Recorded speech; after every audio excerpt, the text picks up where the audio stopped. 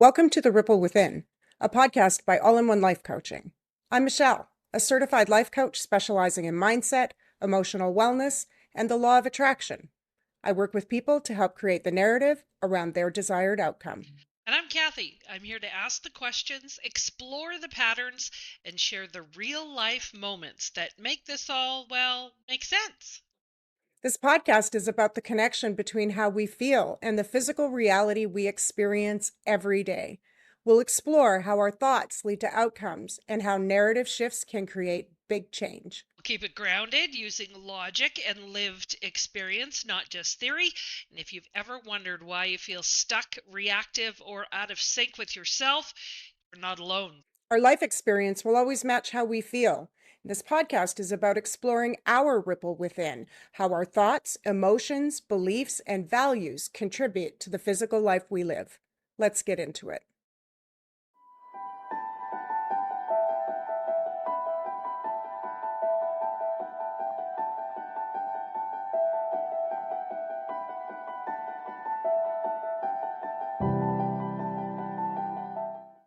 Welcome back, everyone. All right, Kathy, what are we talking about today? This one's going to be a little deep. Ooh. When you have lived a life of protecting yourself, how hard is it to change and embrace the law of attraction? So when we talk about law of attraction specifically, it doesn't care about what our life experience was, how we lived it. It is saying, you've been here, and that's what I've delivered. So law of attraction itself isn't keeping score.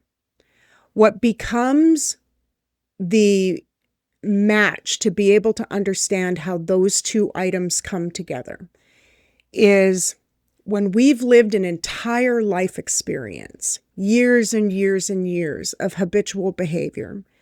So from a law of attraction perspective, it's always going to go to, where am I on this emotional scale? Am I feeling optimistic or am I feeling concerned? Am I feeling confident or am I insecure about something? So when we've lived a life of needing somebody's approval, for example, like we're just always needing somebody to let us know that we are doing a good job, there's some things that could have happened within us that creates that need for us to do it. And we don't want to take away from what might be happening psychologically and from a neuroscientific level. That'll be outside of our scope here. But from a law of attraction perspective, when we have a need to not protect ourselves anymore, what that's suggesting is we're looking for freedom. We're looking for the opposite of self-preservation mode. So for you to be able to let us know, if it's not self-protection, what are you looking to do?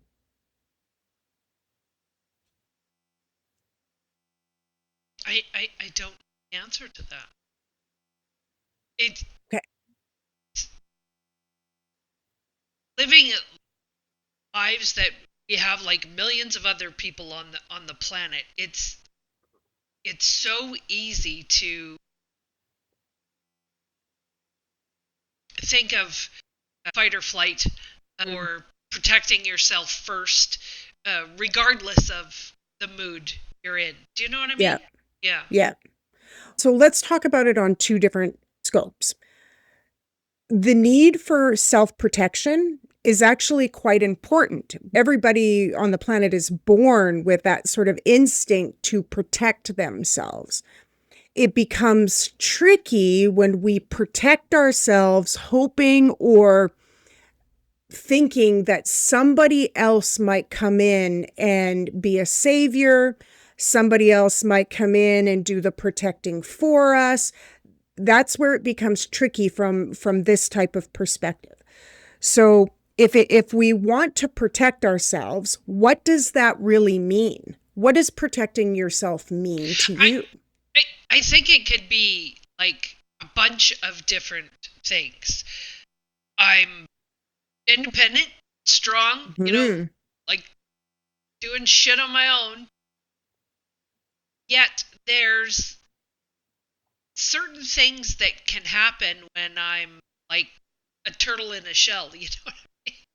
Sure. I just want to Yeah. be, yeah, a turtle in my shell and, crawl under the blanket and throw my blanket over my head and just call it a day, right? And in, 80% or 85% of my life experience, I'm like, ah, you got this, off you go. And yet there's that one or two turtle moments that, and it's hard to shake. Like confrontation for me makes me turtle shell. Confrontation should make everybody do that. The word in itself means we're in for a fight, we're in for a battle, we're in for discord, we're in for disagreement. So it should make us all go, "Whoo, I don't want to do that." But let's go back to being in self-protection mode. When we're in self-protection mode, what are we protecting ourselves from? Hurt, I think, most of all. Hurt. Yes. So what kind of hurt? What are we talking about? Emotional hurt, Okay. physical hurt.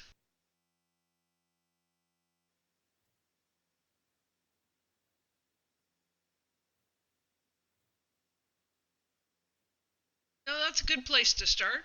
Yeah. Yeah, so if we're talking about emotional hurt, because that's really what we talk about here primarily, if we were saying we didn't want to be emotionally hurt by something, can you give us context about something specific we might be able to touch on, or do we want to make something up or something you've heard, something somebody said to you? Sure, let's make something up because making stuff up is fun. Yes, Yes, absolutely yes, fun. yes, absolutely Y- fun. If someone has been repeatedly hurt by someone, Mm, it would be a challenge for them to be above the line when it yes. comes to situations with said partner. Yes. So the, they choose terrible. Mm, Uh, they would be below the line mm-hmm. for a majority of their life experience Yes. because of the emotional hurt that is consistently inflicted and that they choose to try and protect themselves from that. That's where really the nitty-gritty lies. In order for us as human beings to feel hurt on behalf of what somebody else is doing, it becomes tricky because now we're holding that person accountable for how we feel. And that is only ever possible when we let that happen. So again, it doesn't mean that they're not doing bad things, that other party in it is like, maybe they're a total jerk and rude and mean and say terrible things. Like, there's just some nasty people out there, and then we end up being on the receiving end of it. If I am using their words to affect me negatively emotionally, that means I don't have control. It means I am taking their words to heart. I am hearing it. I am taking it all in and then maybe even walking away saying terrible things to myself, like, I'm not good enough. They're never going to love me. How do people treat me like this? They don't appreciate me. I do more than they ever give me credit for. Nobody thanks me. So then we end up, we're now contributing to the same thing. So first, we'd want to understand what causes a person to remain in those types of situations. Is it financial? Is it habit? Is it we don't know where to go? We don't know what the next step is. This is all I know. It's what I've been doing for the last 30, 40, 50 years. So I don't know how to do anything else. We would want to understand all of those things, because whenever we give up our emotional power to another human being, we are at risk of being in the rabbit hole more often than we would like to be. And it takes a lot of practice. I did this with Travis. I remember when I first discovered this, and I was like, oh my gosh, I have been blaming you for 17 years for my not feeling good state of being. Now, did he contribute sometimes? Yeah, of course he did. He poked the bear. Like, yeah, for sure. He wasn't innocent in all of it. But once I realized that he would say or do something that irritated me, I was the one in the irritation, not him. I was. So it took some practice first to be able to say, I am never holding you accountable ever again for how I feel. Now, if you say or do something stupid, in my opinion, we're probably going to have a conversation about it. Yeah. Yeah. Right? Like we're gonna have that conversation. But even that conversation is going to be different. I'm not going to say things like, hey, you made me feel like crap. I'm not going to say things like that. I'm going to say things like, I just noticed that what you said really irritated me. I'm noticing that when you speak to me that way, I feel like crap after. I'm noticing that maybe there's a disconnect between our expectation on how we speak to each other and how we communicate. I'm noticing that all of these things are happening. So I'm wondering if there's a way that we can find some sort of common ground. And it seems easy to say, but that's still a practice I have to have today, even though this is a conversation we had 8 years ago. Because we do have bad days, and we do not feel well from time to time. Now, as a self-protection mechanism, though, because I understand this dynamic, would I now go poking the bear, knowing this information? No. Like, the answer to that is no, right? Yeah. I am not Yeah. going, sorry, for people wondering, I have a bird and there's just feathers flying right now.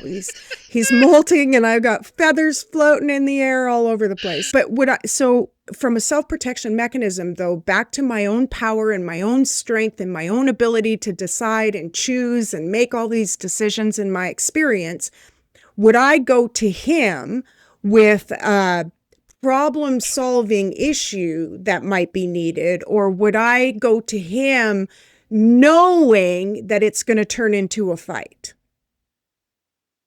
So how would you approach that then?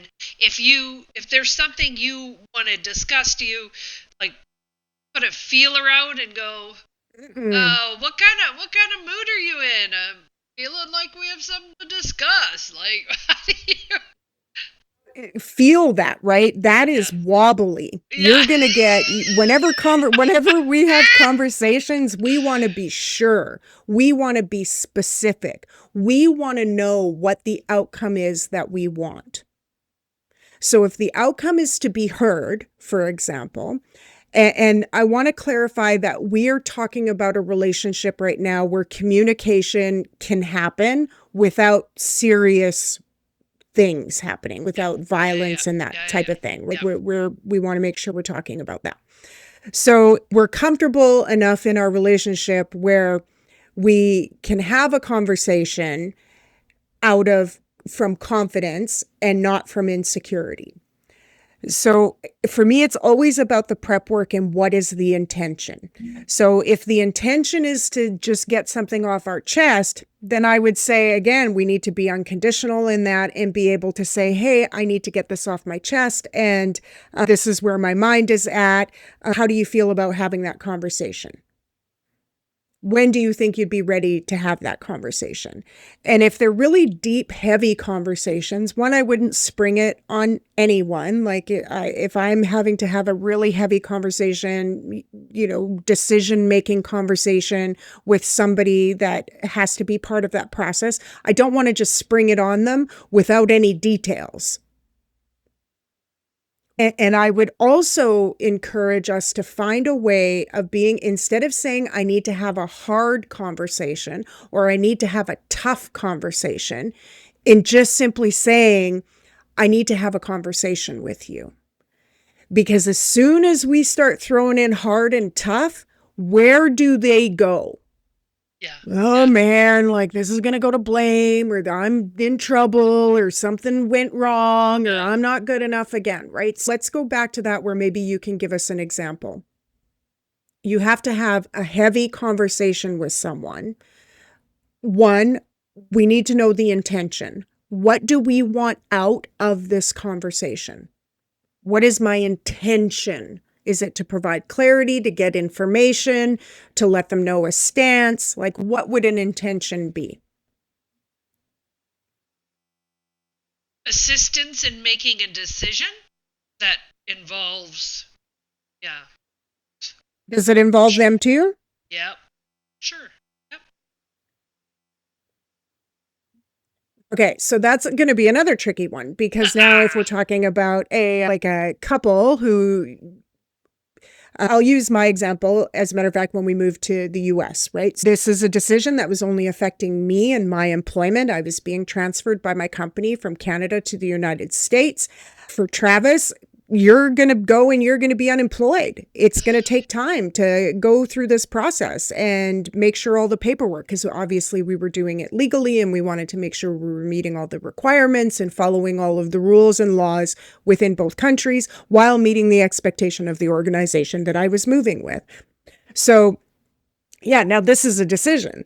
Hey, Travis, I've got this opportunity to move to the US. How do you feel about that? This is what it looks like. This is what it could mean for you and how long it could take before you have the ability to work legally.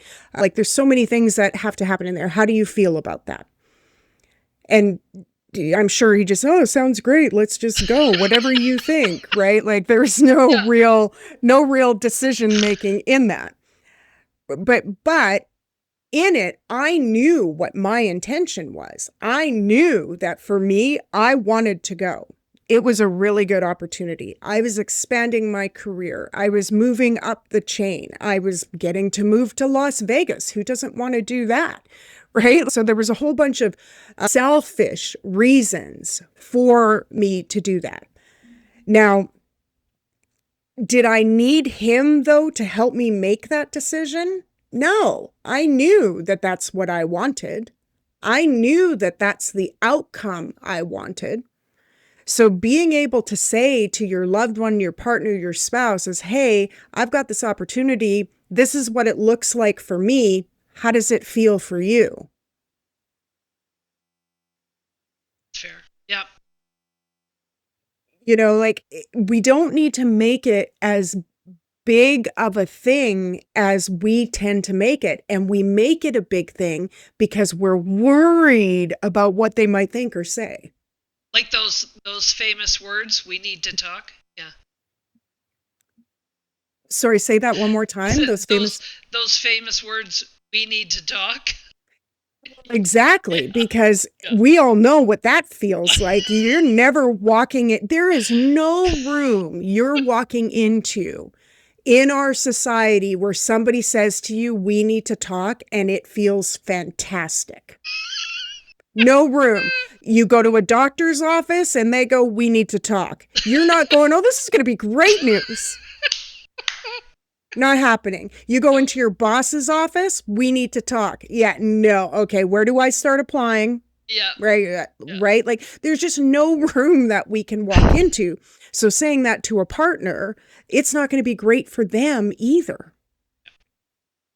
And nor is it going to be great for you. So again, we love them so much. We want to backtrack a little bit. We love them so much, but we're not doing it for them. We're doing it so that we can feel confident. And that's part of the reason I think we just answered the question.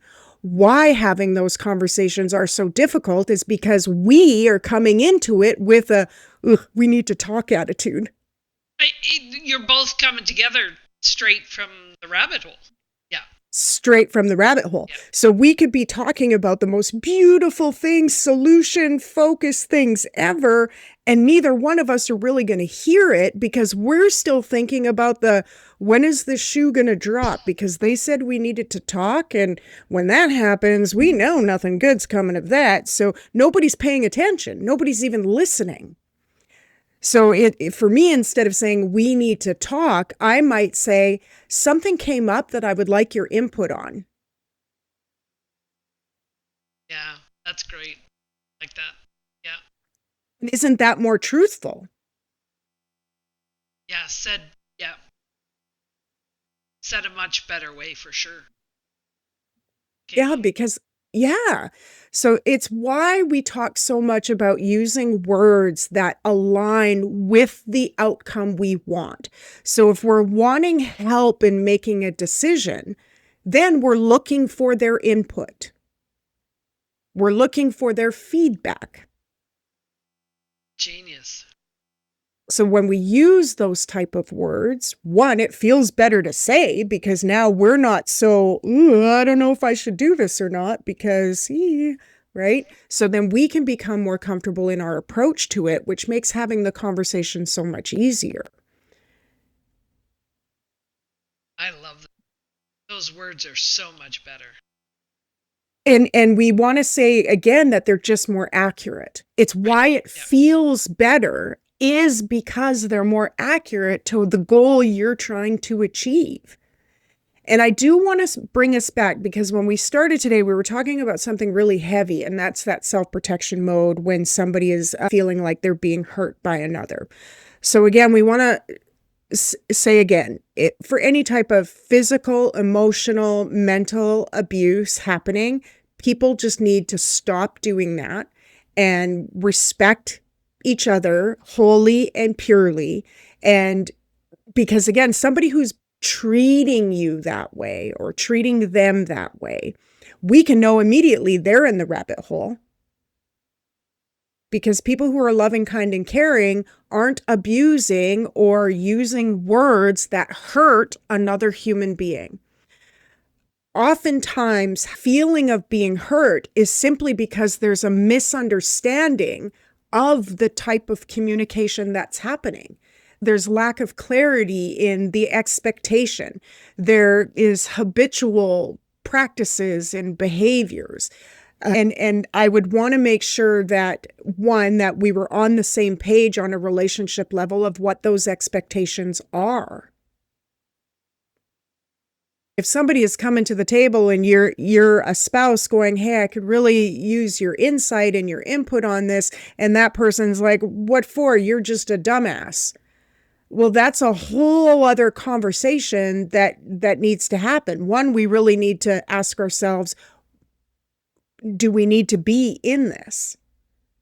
But I think more often than not, most people are willing and open to hear and to learn and to grow. It's just really difficult for us to do that when we come to the table and go, we need to talk. Because every human on the planet is going to go into self-defense mechanism mode. And I find this really common with men, especially, where if we say to men, we need to talk, they have tuned out everything you've said after that. And all they're doing in here is going, oh, Jesus, what does she want now? Or what am I not doing? And what about her? Like, she just comes home and doesn't even have a job. And like, they just stop listening to anything of value that we might have presented from there. So then the person who's trying to have the conversation walks away going, they didn't hear a word I said. And the person we've just had the conversation with is walking away going, well, they're just an idiot. So we're back to square one, and we've never solved anything because we didn't actually have great communication during that process. So a great way from a self-protection mechanism is, number one, understanding who we are at our core. I'm kind, I'm helpful, I'm honest, I have integrity, I work hard, I like to be organized, I have empathy, and I'm caring and compassionate. Like that's who I am. And then being able to say to your partner, how does all that fit in where you are concerned? How do you view those types of things? Because it is just not up to somebody else to change their behavior so we feel better. Now, in partnerships and marriages, and I mean, you're kind of making a commitment to do that. And I would strongly encourage all couples out there, friends, otherwise, any relationship that you're in, that you're coming to the table with your best self. Sure. How Yeah. do we grow away from self-protection so often?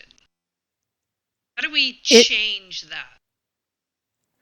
We got to change the words we're using around it first. We got to change the way we're viewing our perception of self-protection. Self-protection, again, means we've got this wall up because we don't trust you.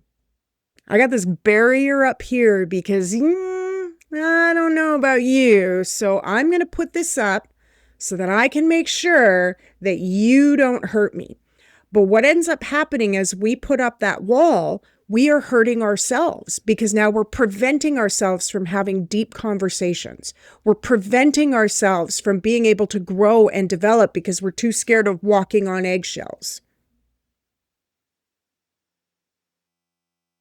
It all starts with conversations. Well, yeah, you know my belief system that everything starts with clarity. That it starts with one, knowing who we are at our cores and knowing what our intentions are. So let's go back to a relationship. What is the intention when we enter a relationship? To be needy or to be independent? And being needy isn't wrong. I'm just saying, like, we need to pick. You don't get to have them both. I don't get to be needy and independent at the same time. So the goal is really discovering, how am I going to show up for this relationship? Am I going to be strong and courageous, or am I going to focus in blame and guilt and point the finger? Am I going to be kind and considerate and understanding and compassionate? Or am I going to need you to solve all my problems when I have a bad day at work? Am I going to be able to come to you and have open, honest conversation because that's who I am? Or am I going to be fearful of the response? Unconditional. It just has to be. It has to be. And I know that that's tricky to hear for folks when we're in something that we don't know how to get out of. But it's so tricky. I had a conversation earlier today with, we'll call her Jane, and it was funny because our episode just came out this morning on what it's like to say no. So I was sharing that with her, that it had come out today. And immediately she was like, oh, that's a good one. Like, she's like, well, how do you say no? How do you do that? And immediately we discovered it was her expectation that made it so uncomfortable, because she was like, well, I invited some friends out. They were 2 hours late. I was really upset and annoyed, and I don't think I should have to put up with that, and so on and so on. So her expectation of her friends to be on time every time, to show up when they say they do, like, those are some pretty big expectations to have. There's a whole bunch of room for that to go sideways now if we're demanding almost some perfection out of other human beings, because they could be having a bad day. They could get a flat tire. They could, as we talked about, like something could have come up that day. It's been a really hard day and I know I'm not going to be any fun. So I'm just not going to go, but we're too scared to say it. So then we make excuses, which makes everything almost worse, but without being able to say the truth. But the reality is, in her specific situation, it was her that was holding the expectation that was putting her in the rabbit hole. So when I asked her, well, what do you think you could do differently in the future? And she's like, well, I'm just not going to invite her anymore. And I was like, well, how does that feel to be able to say, though? Like, she's like, well, it sucks because I do have a good time when we're all together. And I go, so what prevents you from still going and having a good time? And who cares if they show up? Like, it's you and your partner, so it's not like you're going to be alone, right? Because no, don't want to go hang out by myself. And even that I would challenge. I do it often. Yep. But like, what prevents you from still going and having a good time? And she kind of thought of it. And she's like, well, because I wanted her to come. And I go, well, that's what trips us up. You want her to do something different for you to have fun. I want you to have fun regardless of what she does. And if she shows up, fantastic. Yay, we're all going to have a great time. And if she doesn't show up, fantastic. Yay, I'm still going to have a great time. It's about being able to allow other people to do them, and then you do what you have to do to enjoy this life experience.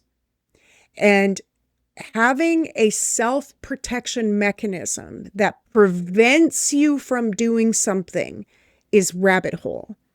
Having a self-protection mechanism that allows you to have boundaries, clear expectation, understand what the outcome is that you want, knowing what your true intention is, allowing people to be free, but those are two different self-protections. 1,000%. It makes me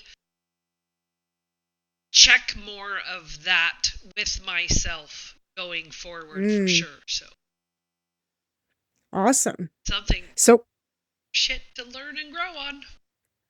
Always. And there's no wrongness for people who find themselves in a repetitive environment where they feel like another person is contributing to their ill feelings. That's not wrong. That is accurate because we're in it together. We're playing in it together.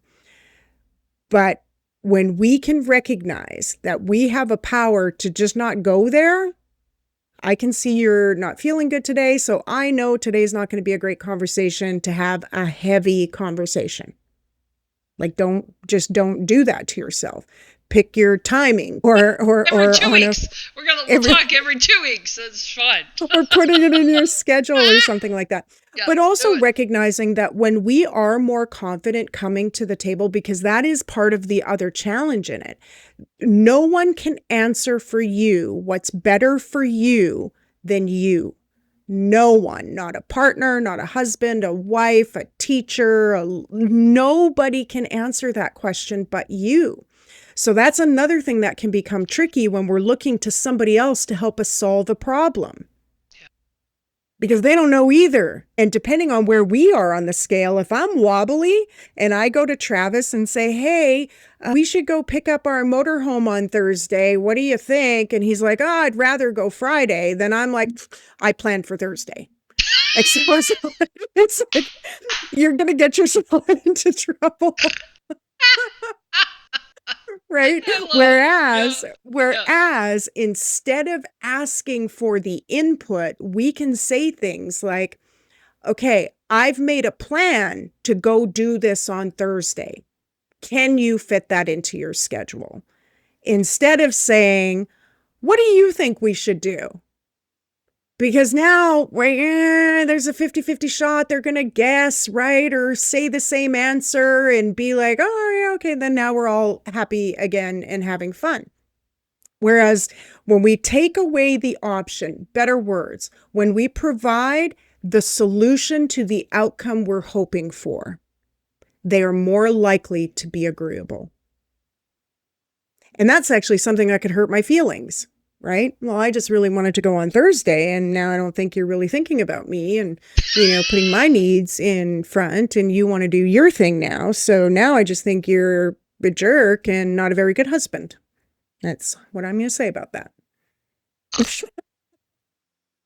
It goes back to the date night choices, right? What do you want to do? What do you want to do? What I do don't you want to know. do? What do I you want don't to do? know. And then you don't go anywhere because by the time you've made a dang decision, it's 7 o'clock or 8 o'clock, and it's like, well, I'm not eating after 6, so Exactly. we're not going anywhere. Yeah. Exactly. And then now we're all annoyed, Yeah. right? Yeah. Instead of being able to just and I get it, right? Like it takes practice for us to be able to have that level of confidence. I didn't have that level of confidence. And even sometimes today, depending on who I'm talking to, I'm just like, okay, what am I doing this for? What is my intention? Because otherwise I'll get emotional and I'll be like, right, just really uncomfortable. And my voice will start to creep up in the high zone because I'm really kind of nervous and I'll talk too fast and I want to get it all out really fast. Whereas when I'm super confident and I know the subject matter I want to talk about and I know the why, and the why is from well-being and it makes sense. And when I know all of that, it's easy to have those conversations. Like they just flow at that point. That would make it cheesy. Any last minute tips for us for self protection mode? Yes. Going back to the questions that we always talk about. When we feel like we need to have a conversation, we need to sort out for ourselves what is the outcome we're hoping from this conversation. So if the outcome is in agreement or setting the stage for something new or on how we wish to be treated or the types of conversations we need to know what that outcome is that we're looking for. Then we have to ask ourselves, well, is it in the best interest of myself and this relationship? Or am I trying to place blame here? Because again, if that's the intent to point out what you're doing wrong, we know that's rabbit hole not going to be successful. We know it. This is not about what people are doing wrong. It's more about how do we feel better? And then being able to go, okay, well, I need to have this conversation and I can tell that I'm in self-protection mode. So what kind of behavior do I need to come to the table with to have a successful conversation? Well, I need to be confident. Okay. How do I, and confident, not arrogant, right? Like we're not all of a sudden showing up going, listen, I've got something to say and you're going to like, no, that's not what we're saying. Yep. Confident in, hey, I've given this some thought. This is the outcome I'm looking for. Some input from you would be greatly appreciated. I value what you have to say. Let's have a conversation. Now our behaviors match. We know the outcome we're looking for. So then when we have that conversation, it becomes easier to have. And now everybody's listening. Nobody's trying to defend themselves in the background. Make sense? Sure. If any of our listeners have any questions or comments, or hey, want to pop on a podcast, please leave your comments below. Until next time, and subscribe. Ooh, and subscribe. And subscribe. Thank you, Kathy. All Thank right. you. Bye, everyone.